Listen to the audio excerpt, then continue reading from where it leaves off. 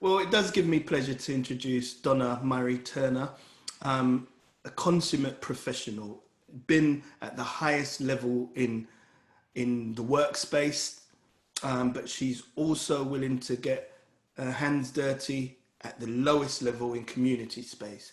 And to span both of those worlds brilliantly takes some character, it takes some skills. And I'm going to introduce her and ask her to firstly just tell us a bit about her background before we get into the subject today, which I'll introduce shortly. So good morning to you, Donna. Thank you for joining us again. Good morning to everyone. Good morning, Mike.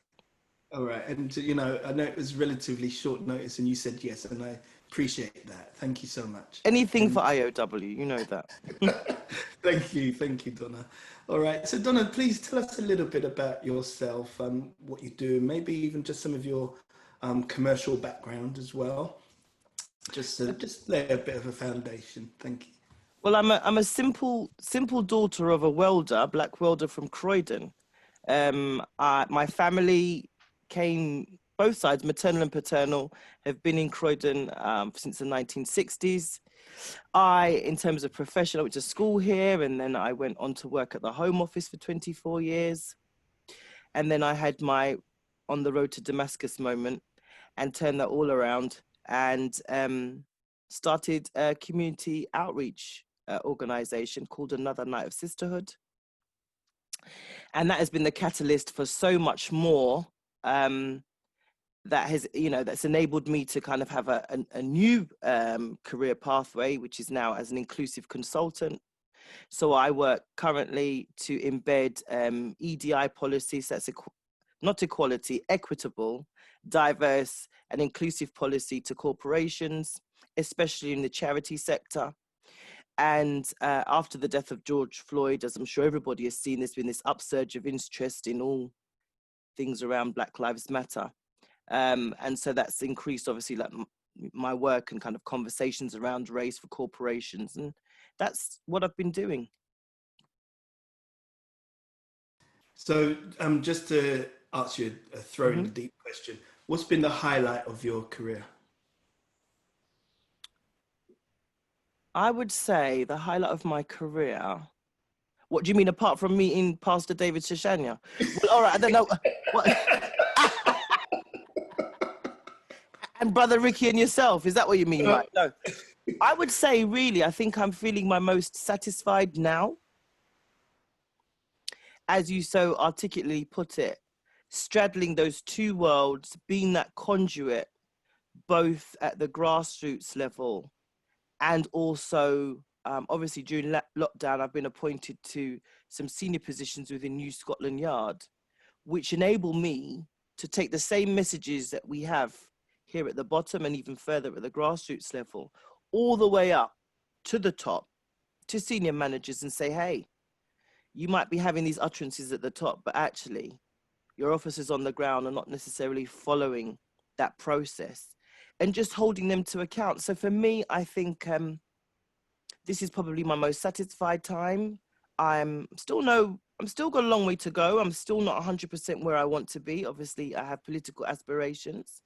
But in terms of that kind of personal development and using my voice to be the voice for those who have no voice, then I would say that this has been my most satisfying time. Excellent. And, you know, it's amazing that the most satisfying time has probably come at the most difficult time. And that's something that is treating your well-being. I'd love to talk to you a bit more about that after you speak. So thank you. So Donna, today you're going to talk to us about taking responsibility to help transform your community. So can I give you 25 minutes to just share your thoughts with us and how we do that, and then we can bounce back afterwards and then get questions from the room, if that's yes. okay. No, that would be lovely. Thank you very much. Thank you. Thank you, Donna. So when I heard of the title, I've written a few points down. This is how this is going to go. So take the responsibility to build your community. And for me, community actually, when you really examine it, goes all the way back to the granular personal level. It's about your own personal ethics, values, perspective. And then it's using that to seek others who share the same commonality, to, you know, start having dialogue and conversations around it. So I was going to speak a little bit about our own values and how we see ourselves as individuals and how that is intrinsic to building a community. How genuine we are about the way that we feel. How do we really feel about interests outside of our comfort zone?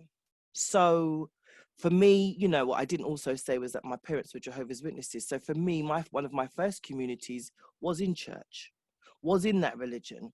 But since, how have I seen things outside of that? The commonality I've sought with other people who perhaps don't have that background, don't have that spiritual, biblical bedrock, which, as much as I would try to run from it in times in my life, is very much part of who I am and the way that I was raised. And I think that comes back to being to the individual and how you see yourselves and actually what you really want. So I would encourage anybody thinking about building their career to have a conversation with self. And I think lockdown has been a gift to us for exactly that. I have been talking with many friends, and I've made this phrase, and feel free to use it, about repurposing ourselves. How do we repurpose ourselves? Well, I think, again, that's an inner reflective piece. That's looking at your strengths and your weaknesses. With lockdown, we had nothing else to do but be in the house board. I do believe that was a little song that was going around whilst we've been off. And it really has given us the opportunity, for those that have seen it as an opportunity, to kind of look at ourselves. Many of us have started working from home, and corporations have realized, my goodness, this is so much cheaper. They get more work done, and we don't have to rent spaces and offices, but we're getting the same output. In fact, it's increased. So many of us, in terms of Julia's comments about the new normal, I hear you, Julia, I really do. And as I said at a charity event yesterday, half of the battle in terms of our perspective about community and how we used to live is about all of us being of a certain age, acknowledging that this is not the new normal. This is it. This new way of life is where it is at. And I think that's half the battle in terms of our mental well-being, accepting things that are beyond our control, outside of our lived experience, but this is how it will be going forward. And what I've been doing is just asking people to just think of their 5 strengths, just 5 strengths. Write them down. Have a bit of, a bit of brainstorming around each of those 5 strengths. And just think to yourself, is there anything you could do to repurpose yourselves, to perhaps monetize that strength that would be of benefit to your community?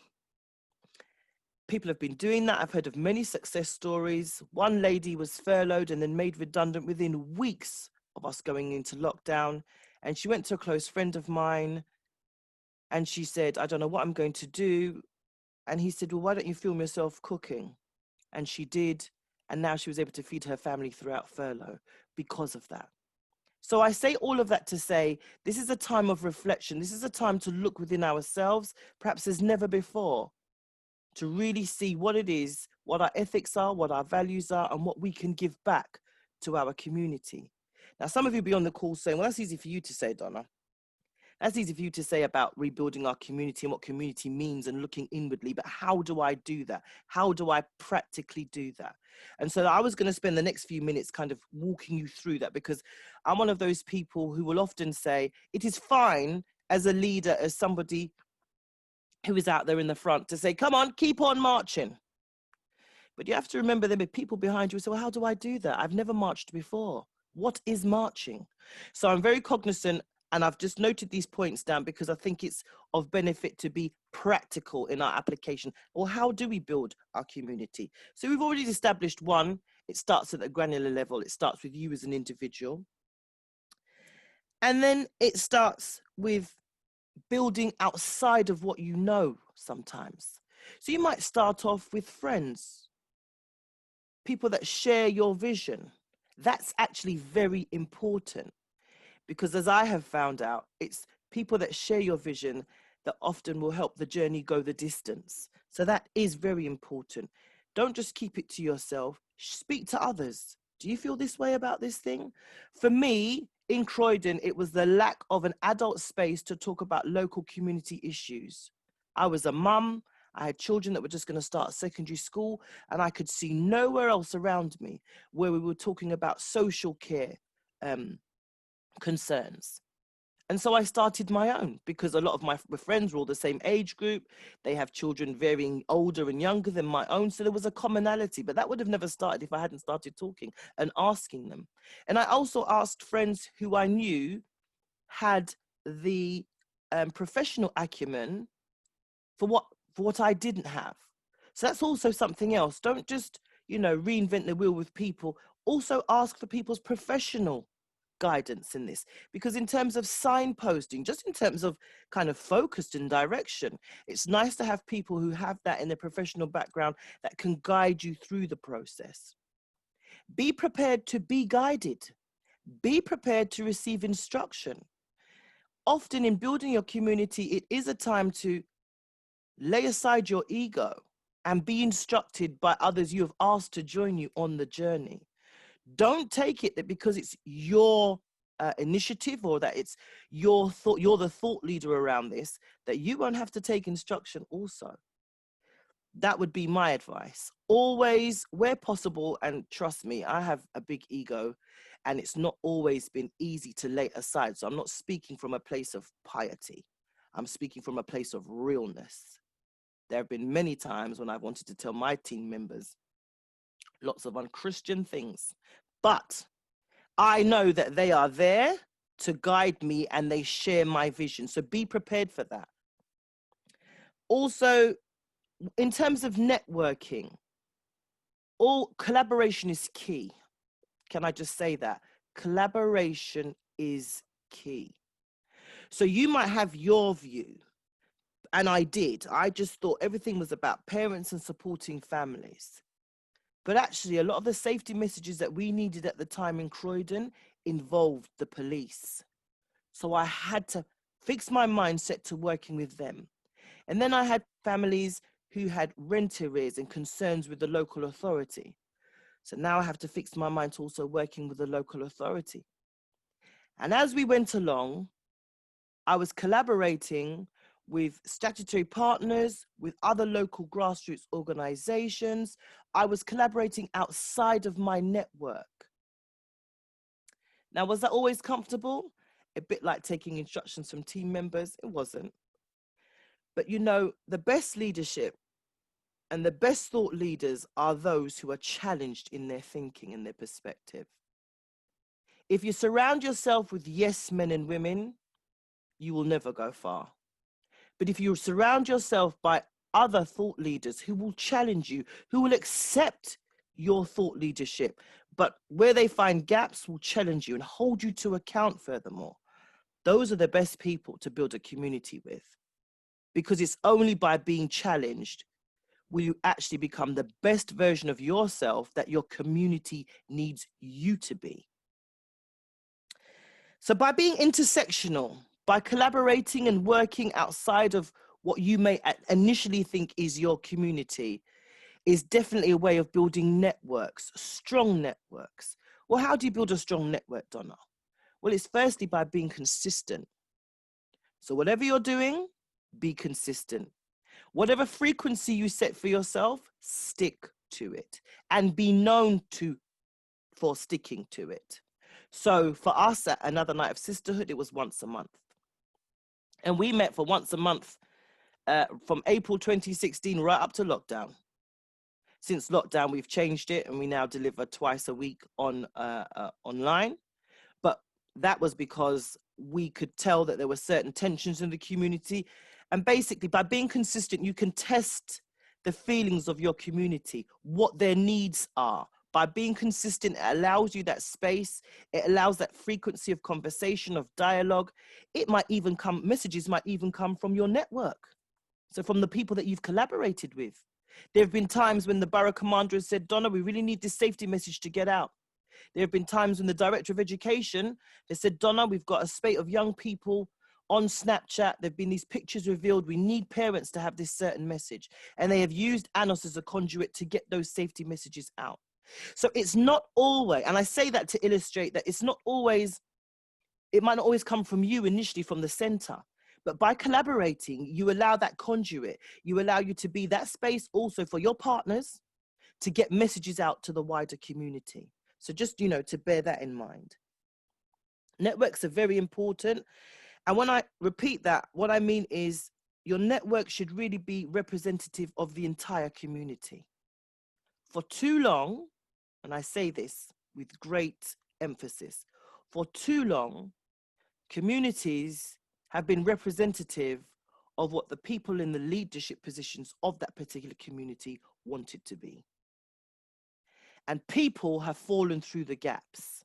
So if Pastor Mike's community is all about, I don't know, people who play cricket and football, and mine would obviously be the fried chicken community because I love my food.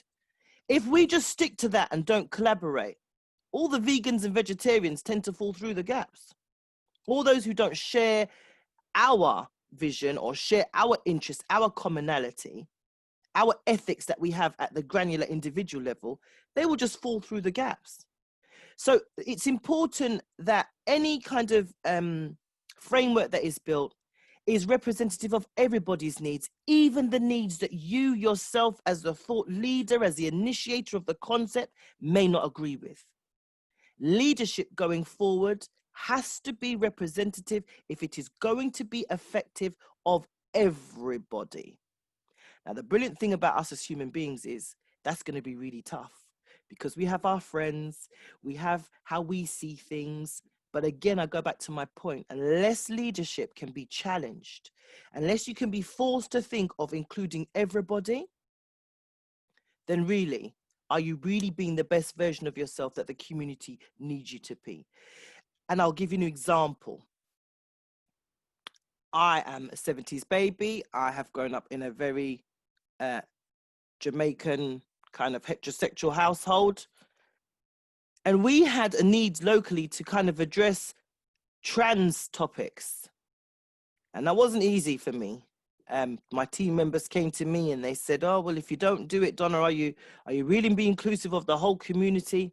And it was hard. I had to pray on it because it wasn't something I was naturally disposed to using ANOS to discuss.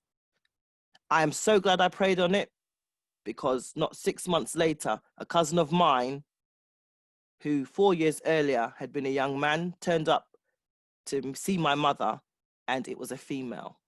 So often doing this work can be very, I nearly said can be very teachable, but you will have many teachable moments. And this is why I always encourage everybody to make sure that as much as is possible, your representation is inclusive of everybody. Because there are people out there that will benefit from your inclusive leadership. And I just, I cannot emphasize that point enough. And yes, was it outside of my comfort zone? Of course. Was it outside of my lived experience? Yes. But I had to make way, take off my ego, put it aside to make way for those who may fall in that bracket that might need my services and need my leadership and just need my support. And often my support is nothing great, I can tell you. It's just sometimes being a pair of listening ears and maybe signposting someone in direction. But if my leadership, if people don't know that, when I go to ANOS, I feel included, then they're not going to step forward. And how can we really say then we are representing the community if we willfully and knowingly are not making ourselves inclusive for everyone? So I'll just share that with you all. I've already said about why making your delivery consistent is very important. And I think it's not just important for you, but also something I've always insisted on with partners. I think consistency and community work is very much related and very similar to how people respect you. I was taught by my mother that respect was not earned, it was learnt. She would say people learn to respect you by the way that you respect yourself. And I think the same is true of community work and building community work. I think one of the reasons that people respect me is not because I've had great amounts of funding and I've had events in the best buildings. You can ask David about that. It's because I respect what I do. So respect what you do. Respect and show that in the way that you talk about whatever it is your community is doing. And also insist that your partners respect what you do. Now, how do they do that? That can be by timekeeping. That could be by, one of the key lessons I learned very early on from a senior police officer was, Donna, if they can't come, make sure they send a representative. These are small things that often we may feel apply to corporate life, but it very much applies to community life also. Be professional in how you deliver and talk about your community, whatever entity it is. Be professional. People will respect you for it. And people's respect often will be the thing that they will judge you by. And it will be that kind of word of mouth that will get you into certain, to widen your networks and work with different people. So always have that professionalism, not professionalism to the point of, well, everybody's professionalism levels are different. So I can't be prescriptive, but I would say, have a certain air of professionalism around you. I will turn up for Marac meetings, even though I'm the unpaid independent parent practitioner, just like the social workers. Not because I'm not being paid should mean that I should turn up late or I shouldn't show up at all. It's about having that professionalism, building those strong networks, showing that by your collaboration, you want this thing to go forward and people will respect you for it. I think finally, in terms of walking you through how do you build your communities, be honest. Share your failures. One of the things that we don't do well as humans is we're really gassed and enthusiastic to talk about our successes. And so we should be. But when we don't tend to have the same frequency when it comes to the failures and the things that we got wrong. And those are often the teachable moments when you get something wrong. And I think more of us need to share our failures so that other people who are perhaps looking to build their community, that are perhaps looking to take responsibility for their community in a time of uncertainty. And yes, Mike, we are bankrupt. But in a time of uncertainty where we are just grateful to wake up, as my prayer was before I came on here, I'm just grateful to wake up and know that I've got a couple of sessions booked this week and I'm going to be able to finish buying my children's school uniform. Those small things. Share the fact that you pray. As much as, I've got the earrings and the shaved sides, I'm a praying woman. I pray. Do not be ashamed to share that. Do not be ashamed to show what it is and what it has taken for you to be where you are. Share your failures. By sharing your failures, you are showing your community that it's not just your successes. You didn't just get there overnight, that it took determination, it took putting aside your ego, it took collaboration, it took discomfort, that it took a lot of sacrifice to get there. I truly believe as an individual and as a community leader, if we were to show more people that side of what it takes, we would probably have a stronger resilience streak within our community, because resilience is taught. You learn it from others.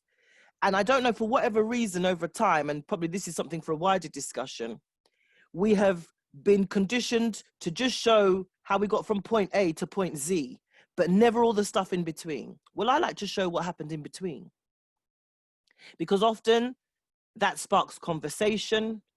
And often that's what people want to see to help them. I've had many conversations. Donna, goodness me, I wanted to do that, or I've wanted to, but it's been difficult. Share with other people what it's taken for you to get there. Share your team.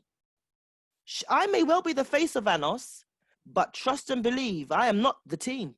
There are many individuals who have shared my vision for the last 4 years, who have given of their time, have given of their expertise, have sat with me, given of their money, So the Anos, and some of them are on this call, and I'm always paying honor to that. You don't just take all the glory for yourself, share it. People need to see that, because it's only by showing people how you share, how do you build resilience, your failures, having that dialogue, being transparent, being accountable to your community. And trust me, the community feels it can ring you at 3 o'clock in the morning. But by being consistent and putting that out there, I think we would be better placed to build stronger communities.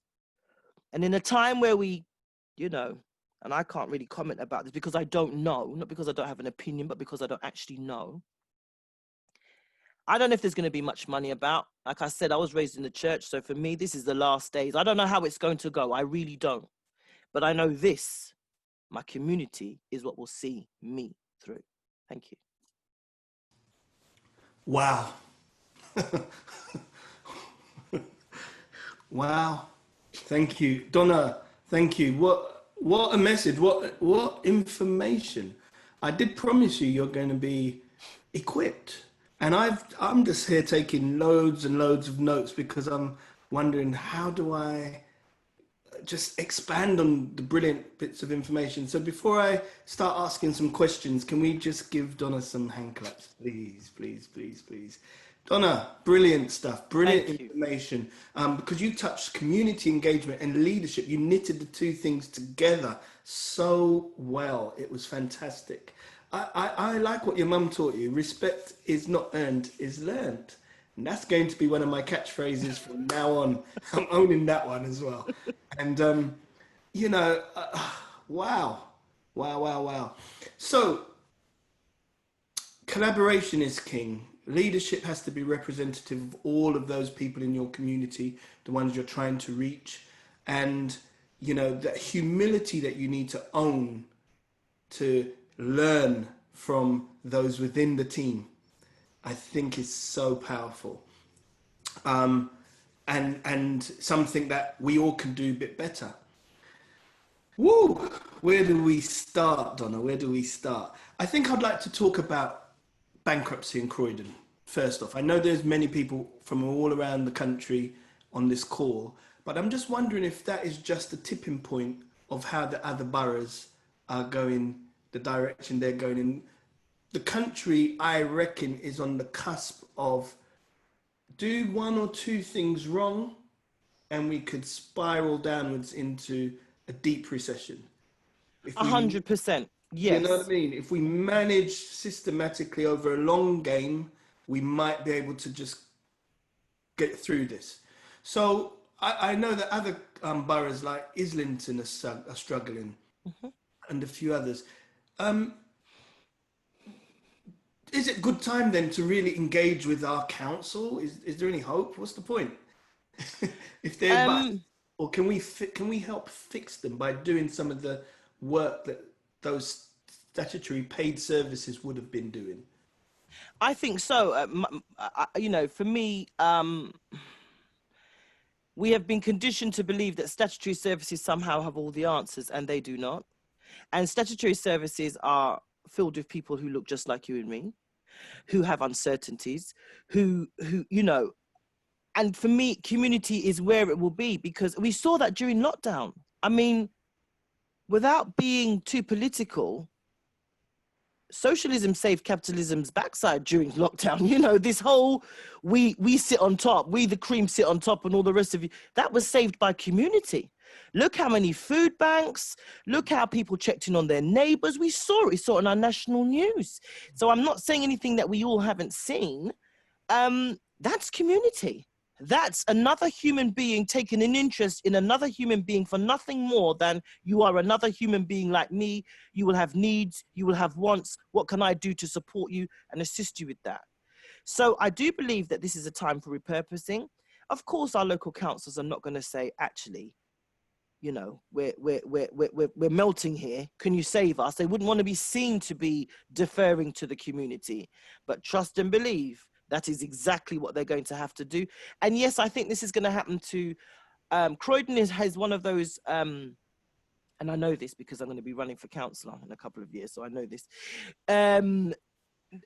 Croydon is one of those unfortunate boroughs where we sit outside an inner London, so we don't get inner London borough funding, we get outer London borough funding, but we have inner London borough issues. We also have the largest amount of young people at more than any other borough. So there are a few things that are afflictions to Croydon that are just particular to Croydon. And recently we've obviously had cuts in terms of job losses from the local council. Our CEO was gone. We've had executive directors from the council go. So for those of us living in Croydon, this is indeed a time of uncertainty, but I do believe it's a time that we will get through, but get through together. And, you know, nobody should be looking to their councillors to say something magnificent. Like, we defer to the community because they're politicians. They're not going to do that. But just, we're not silly, Mike. You and I, we're people, and everybody on the call, we're people of insight. We understand. And it's about having that understanding and making alternative preparations. So brilliant.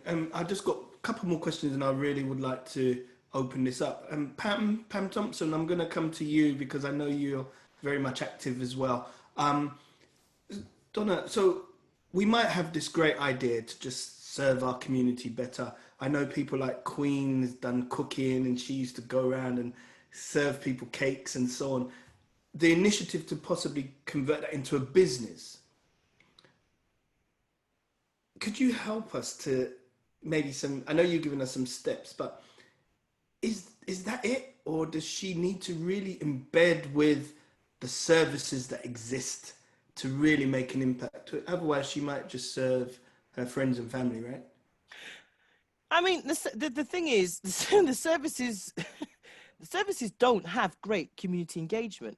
I'll tell you all something now. So ANOS as a community engagement model is right now being, you know, I'm training the borough commanders across London on how to engage. Services don't know how to engage, Mike. Services don't know how to have the meeting that we're all having here together. So they are no further forward in being able to give our sister direction than we would. And sister, if you can hear my voice, start with your friends and family.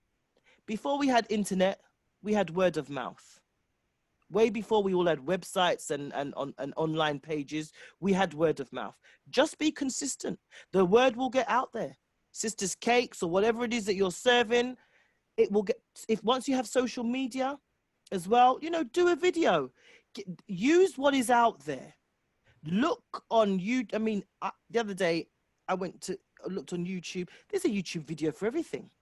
So in no way feel that, you know, oh, well, if you've got your little bit to add it, that's where it's at. But looking to services to save us, or not save us, but to kind of give us direction, nah, they have no idea of how to engage with the community effectively.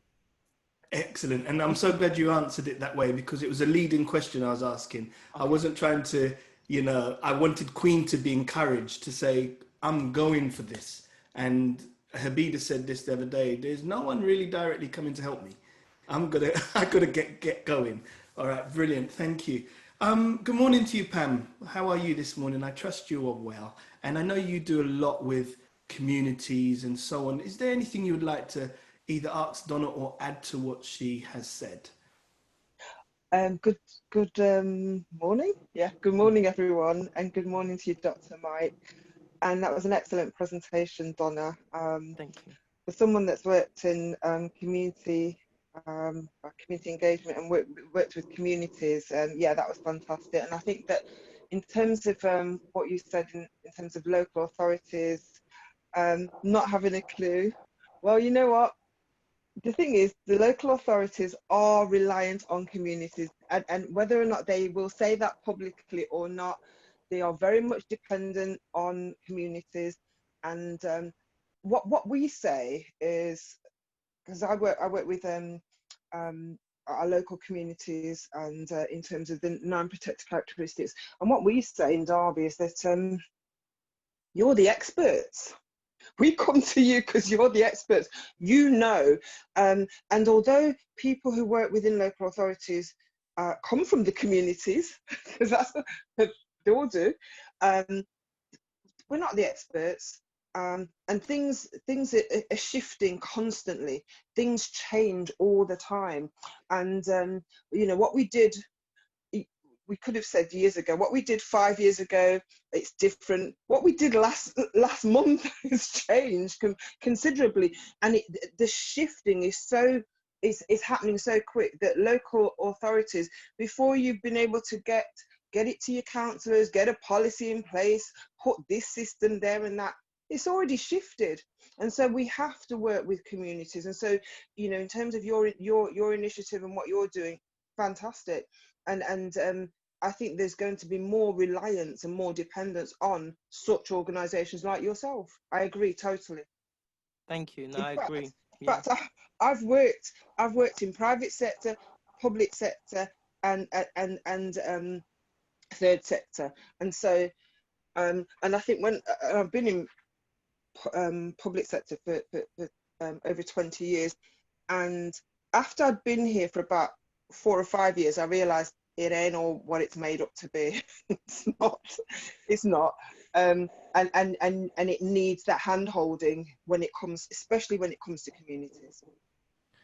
Thank you, Pam. Thank you for your point. It's a beautiful point.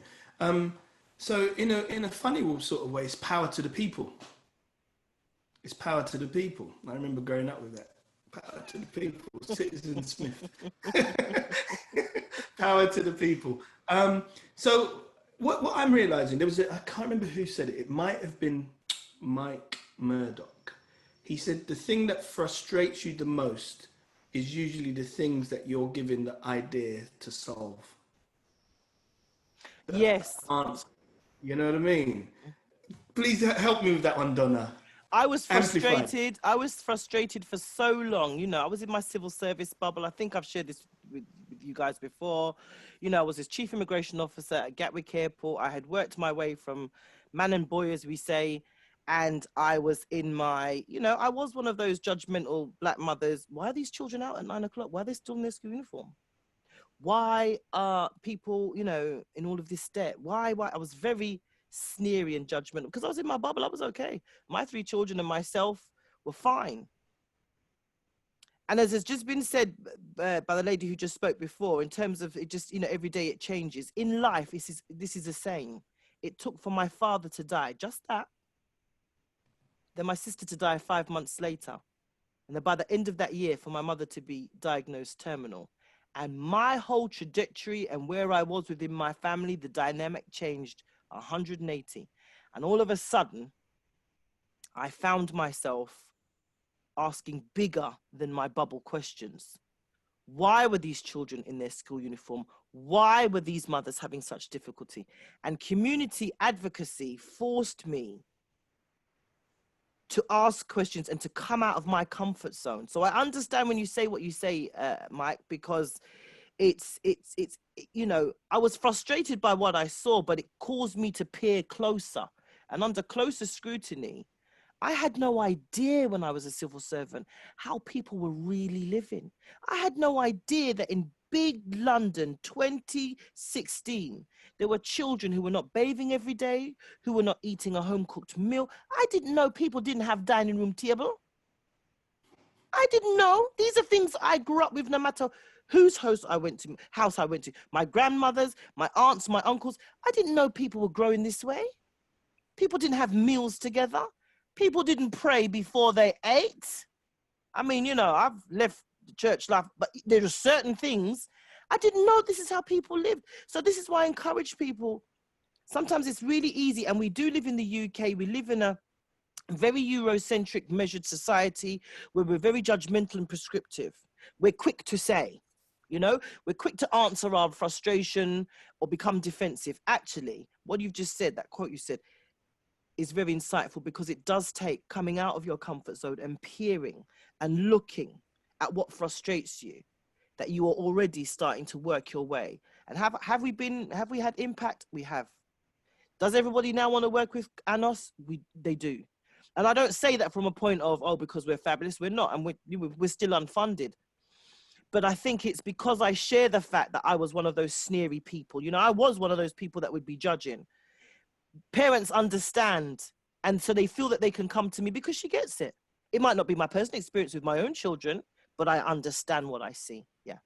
It's powerful. And so you were asking the same question but from a different perspective. The 100%. first question was judgmental. The second one was compassionate. And that's powerful perspective. Thank you, Donna. I'd like to, share this conversation with the rest of the room. And if there's any thoughts that you would like to share or bring to the table, maybe Donna might be able to offer perspective, or someone else in the room. Let's open this up a bit. And welcome to Donna's team and the rest of the ANOS crew. As we used to say, enough respect. We still say it. I still say it. So brilliant. Noncle, you spoke last week, and I've had feedback from various members that you touched their lives. You just being so open and honest. And one of the things you talked about, Noncle, was some of the services that have just been cut and left you high and dry. Would you mind sharing a bit about how you're feeling this morning? Are you in a better state of mind? Are you more hopeful? Do you have any ideas? Please talk to us this morning, Noncle.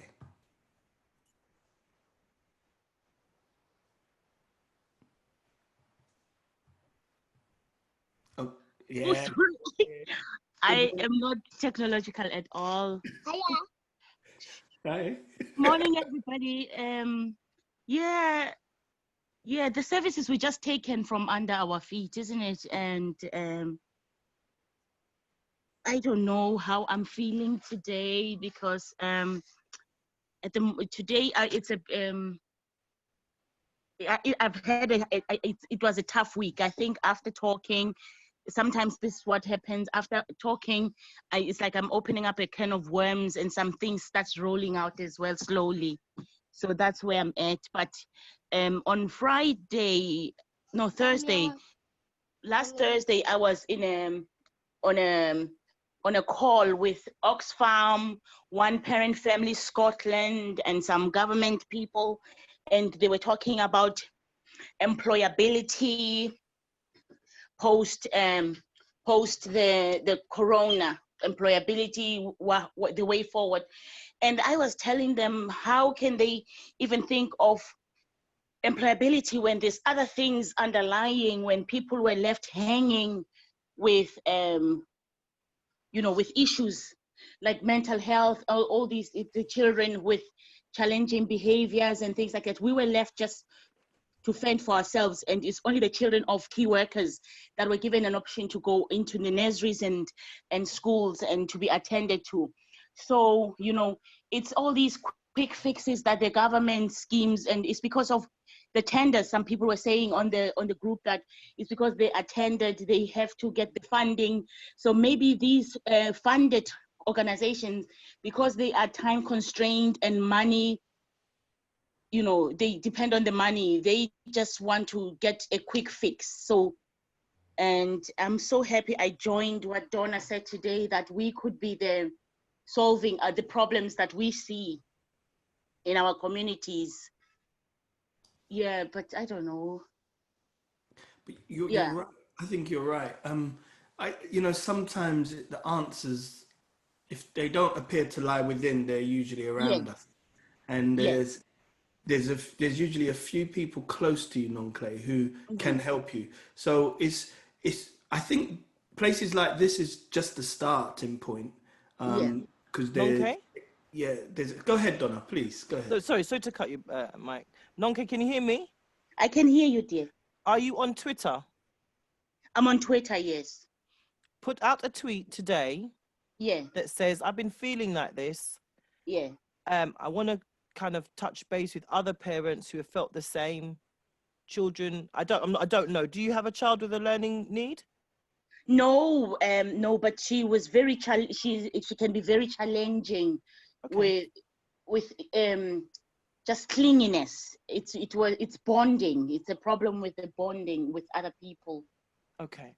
Put out a tweet that says, I'm a mum who's struggling. Can anybody signpost me to any organizations, or has anybody else been feeling this way?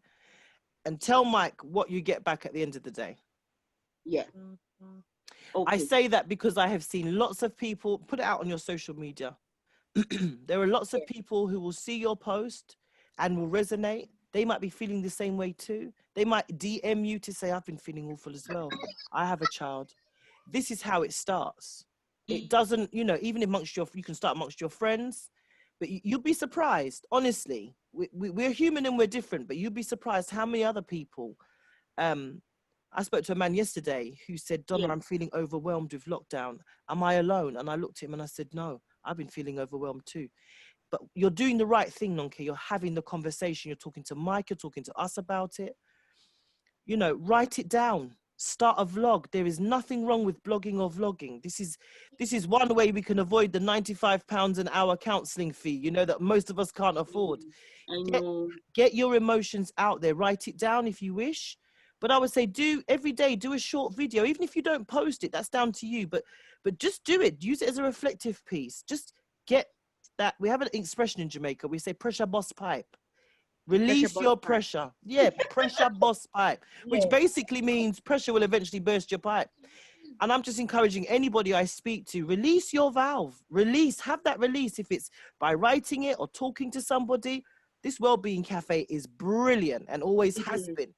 So, you know, come here, speak to Mike. There are very many gifted, qualified people on here that will not judge you and hear what you've got to say.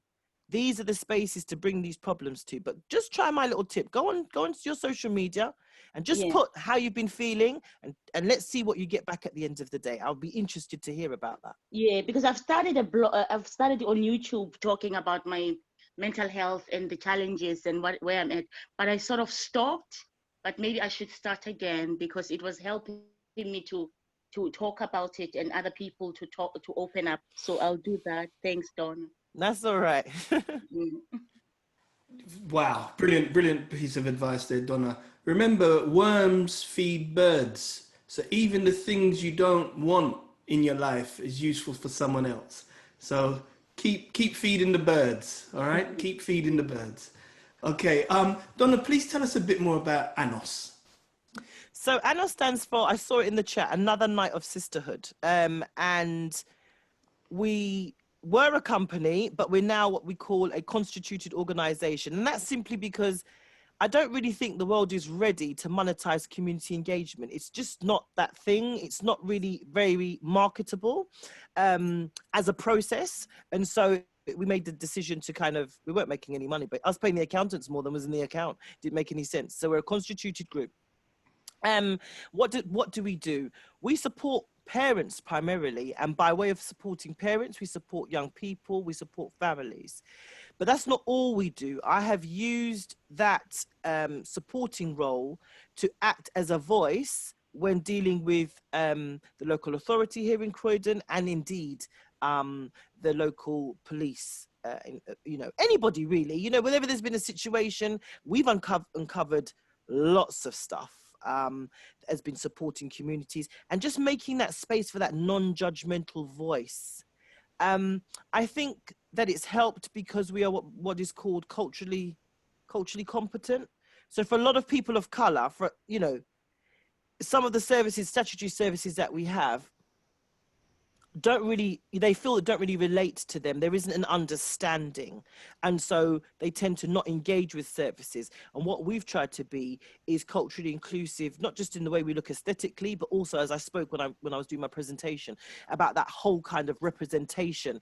As a team, we cover every area so that people can approach us.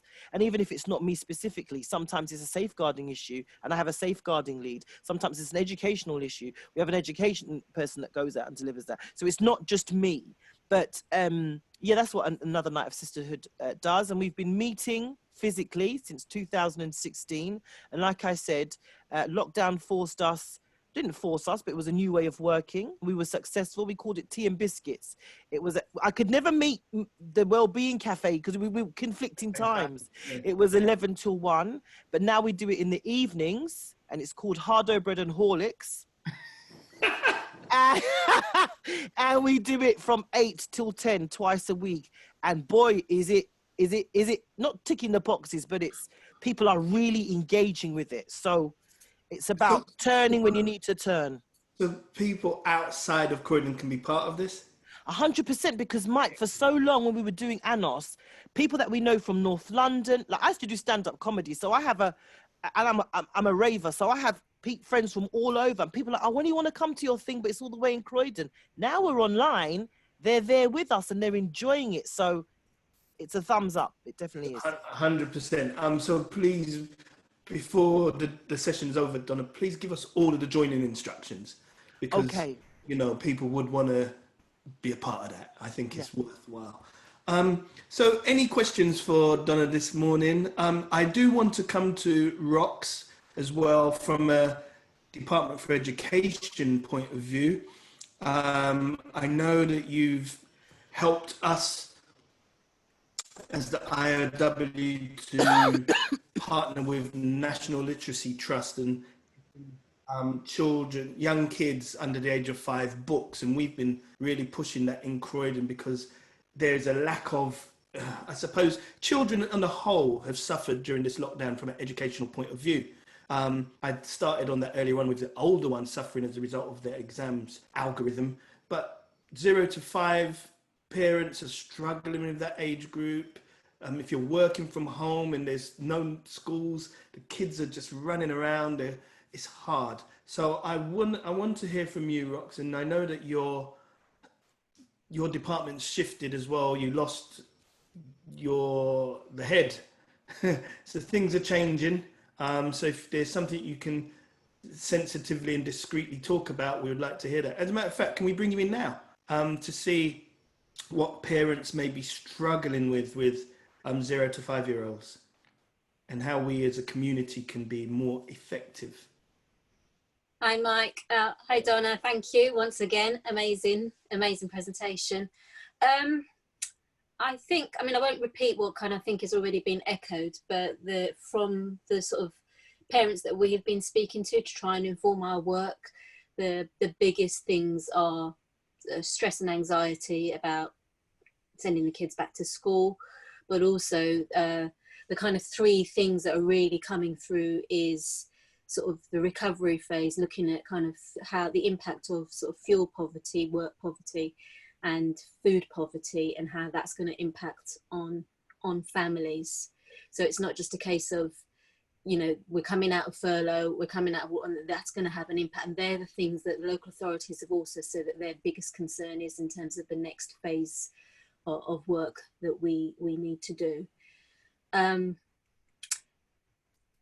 I would also say, I think this is a learning curve for everybody, including our department. You know, we've not been in this situation before, so I don't think anyone is pretending that they have all of the answers, because we don't. I think we're, you know, at the end of the day, people who are working in government departments are also citizens of the communities that they live in.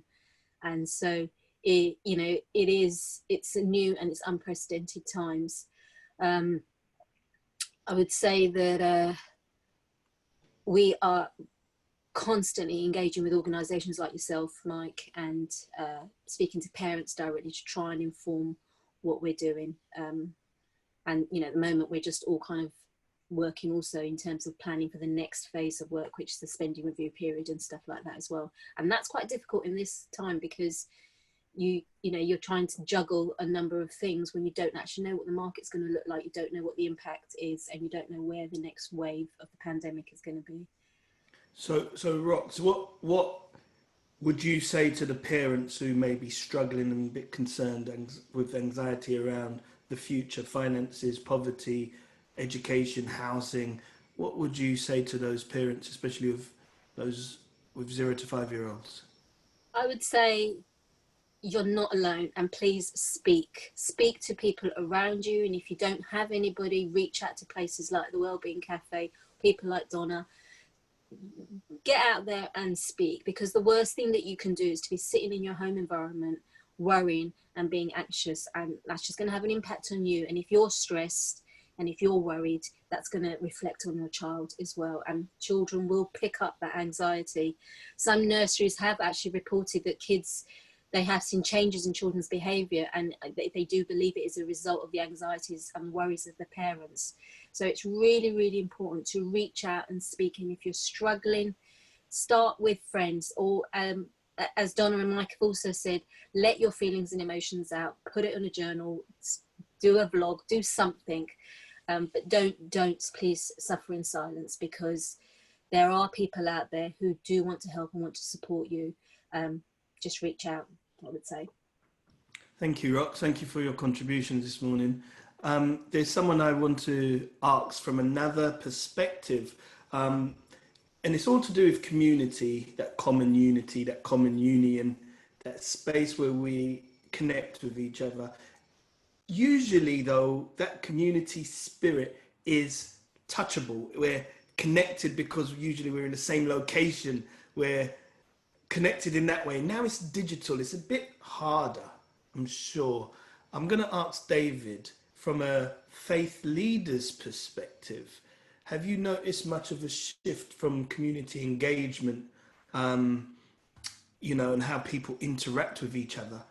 Are we just doing the tokenism? We know it's at 11 o'clock, we've got to get on, or is there, can you feel it? Can you feel it? Michael Jackson said that. Can you actually feel that connection anymore, David, in the community?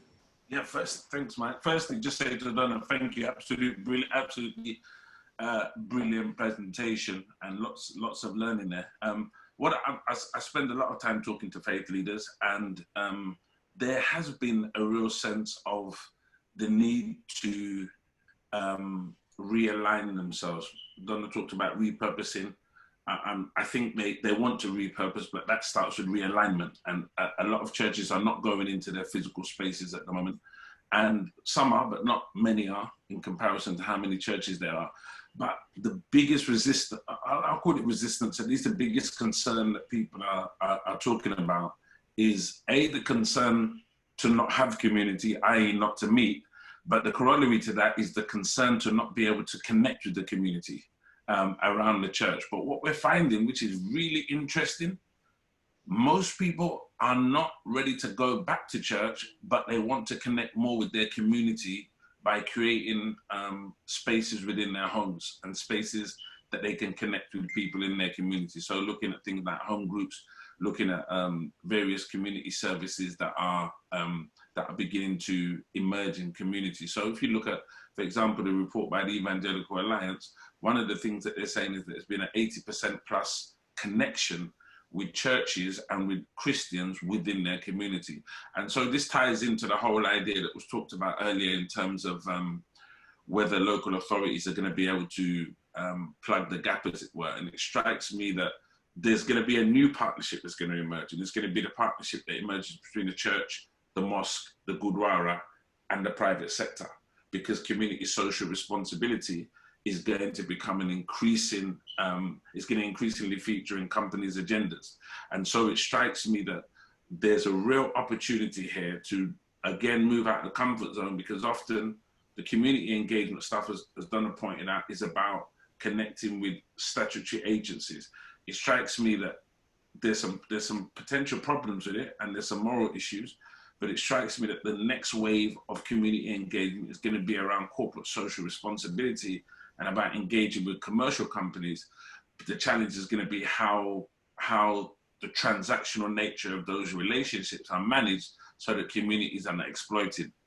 But there's lots of resources there, and I think private sector companies are going to start even funding a kind of public-private partnership. They're going to start funding local authorities to actually disseminate the money, because they will see them as closer to the local people for their networks. It strikes me that the church, Gurdwaras, mosques, and everything else have a fantastic opportunity there. So in short, people are not going into church as much as they are, but they're connecting with their communities and want to do more in their communities.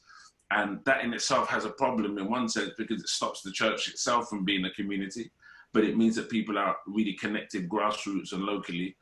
The local council doesn't have the money, but it strikes me that local commercial agencies will have the money and will want to fund stuff through corporate social responsibility. And I'm seeing that in one or two things already. So the biggest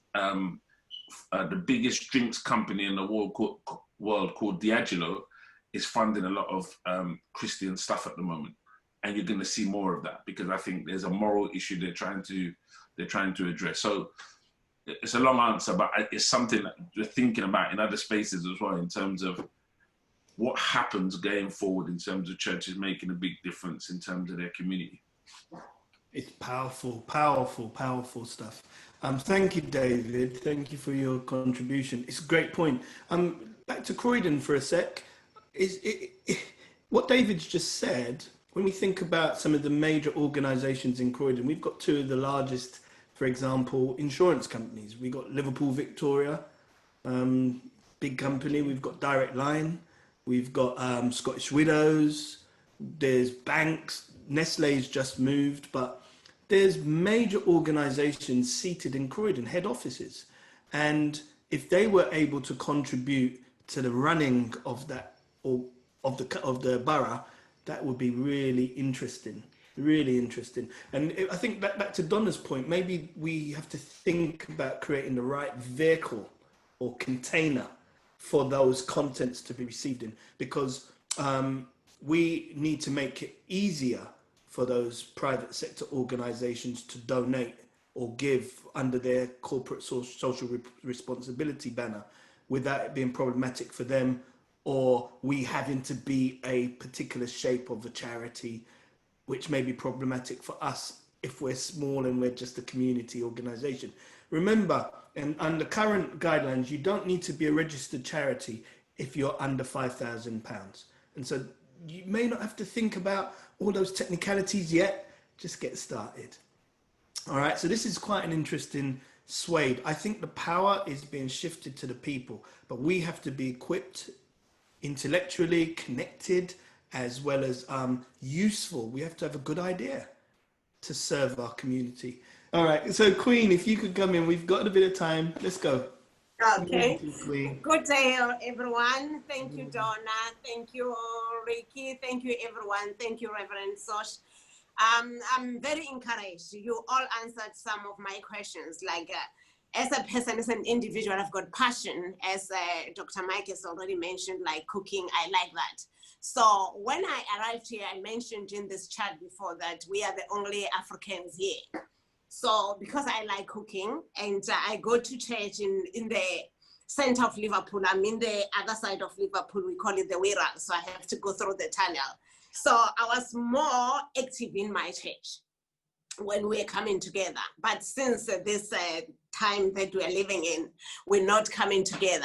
But I was given a platform by the church, because in the church there is a side of the community which is called Lighthouse, whereby I was doing cooking tutorials. I was doing it online just to share with them what I cook my own way, which was giving me a platform of enjoyment, because it's something that I like to do. And at the same time, I knew that that food that I made, I'll go and give other people, because I was not going, if I was going to church, I will give it to the community that side.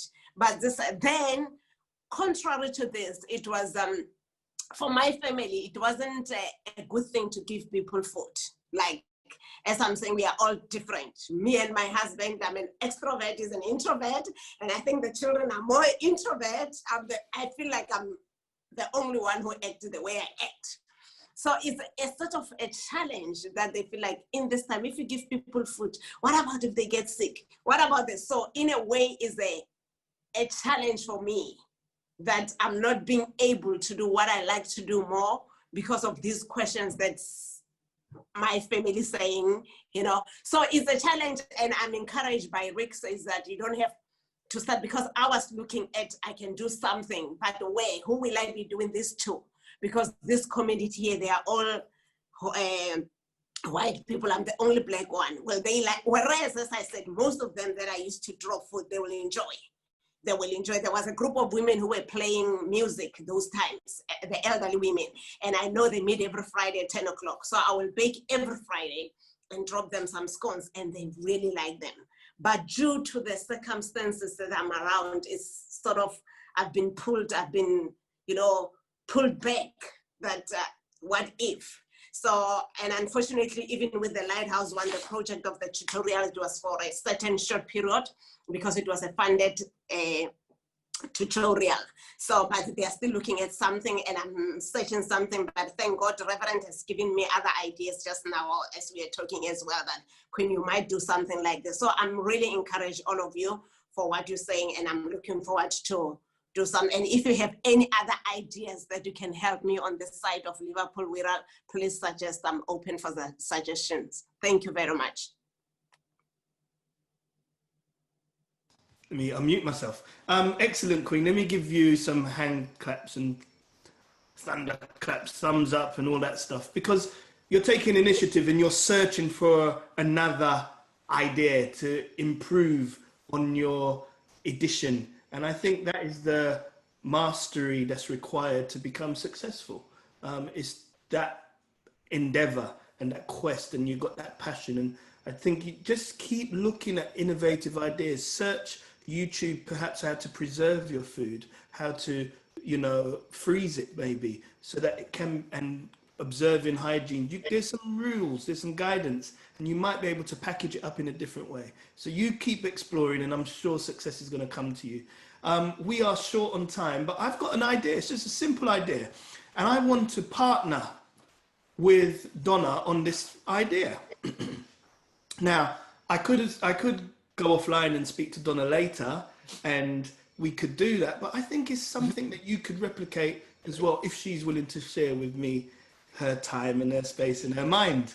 All right, so Donna, I want to create a space, physical space, under proper social distancing rules, where we can set up not a food bank but a clothes bank, because people can't go shopping often with no money. And I want to do that with another night of sisterhood, right? I've got half a garage full of clothes. I don't want to call it a jumble sale, because that psychologically, it doesn't sound nice. Even now, these secondhand clothes shops are calling them vintage. I'd rather call it vintage. I want to make it somewhere safe where people can come. They don't even have to pay, ideally, for the clothes. I would just like families who need some football boots, they can come. You know, if the boots are coming from my home, I'll get my boys to polish up their boots, and so they look as good as new. If there's a box with them, let's put them in a box. And then parents, mums who want their kids to go football, who can't afford the £100 and odd pound boots, could come and collect some. You know what I mean? And then there's kits, and there's so much stuff. I think we can be gracious, like Ricky said. Would you partner with me on that one, Donna? Well, Mike, I'm going to tell you yes, because me, myself, may have some clothes in here, you see, I have not had the opportunity to wear.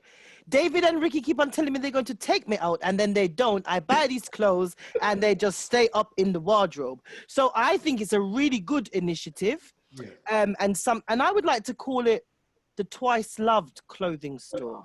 Perfect. Perfect. You know, because there is so much, you know, I'm a child of the 70s. I'm sure like many of you, I grew up wearing other people's clothes. There was no shame. I saw my parents wear other people's clothes. We just didn't have the money. So, you know, wearing other people's clothes, or, you know, even myself, if I'll buy something and invariably I bought it too small, I will say to one of my people, yeah, take this. So I'm quite into this Twice Loved thing. It doesn't faze me, but I do understand for a lot of parents, a lot of people, there is this stigma around it, but I'm up for that, Mike, definitely. Brilliant. And there is a real, and I think we might just have hit the curve in the market, because I think going forward, have you been in Croydon High Street lately? Yeah. My God, it looks like Stevenage. Yeah. It's a lot of things. It is a desolate place. Yeah. So I think that in that vacuum that's been created, where those stores are not there, and we know that we're going to have good quality clothing. Let's do this, and you and I can talk more about that off the radar. Definitely. But yes, I will partner with you on that, definitely. Fantastic. And ladies and gentlemen, you can do the same in your own area. You can start today. All right, so myself and Donna and the team, our teams are going to connect together, and we're going to change some families' lives. The last thing you want is a parent being anxious about their talented person, their child, who they can't service. Listen, I in my, you know, self-praise is no recommendation, but I was all right at football. I was pretty good. But I wore Adidas 4 stripes. I don't know if anyone remembers those ones that were for sale in Woolworths. right? I couldn't afford all this fancy stuff. And I had my hand-me-downs from my older brother. So I get it. And I'm proud to say, you know what? We've got enough now to give away. Yes. So let's be kind. Let's be kind to each other. I just want to end on such a high note to say, Donna, you're a giantess. Thank you. You are brilliant. You're above standard. And I appreciate everything you do for Croydon. Some of the stuff that you will never ever talk about because it's just your service. You're not looking for reward, but you've made a big difference. And even in this session this morning, you've made a huge impact and difference. So ladies and gentlemen, please follow Donna. Please get involved with Anos. She's just doing amazing work. And to all of her team on board this morning, thank you. I'm sure she's represented very well. And Donna, you know, we're gonna work at least once a quarter online together. So if you want me in some of your spaces or any one of our team, just invite us. Tell us, we'll be there. Yeah. I look forward to it. Thank you very much for the opportunity this morning. 10 out of 10, Donna. Thank you, everyone. And All so everyone else, looking forward to Transformational Thursday. We will be having an incredible person of influence speaking to us. He's from the police. And look out for your emails where you're going to get the flyer. You're going to be informed. You need to get involved with that one too. All right? So whatever you do today, think about your 5 strengths. Jot them down. Be honest with them. You know, ask someone to say, do you see those things in me? Get some reflection and then write them down. Work within that space so that you can think well, live well, and be well. Have a wonderful and safe day. All right. Take care, guys. Take care. Bye. See you soon. Bye-bye now. Bye.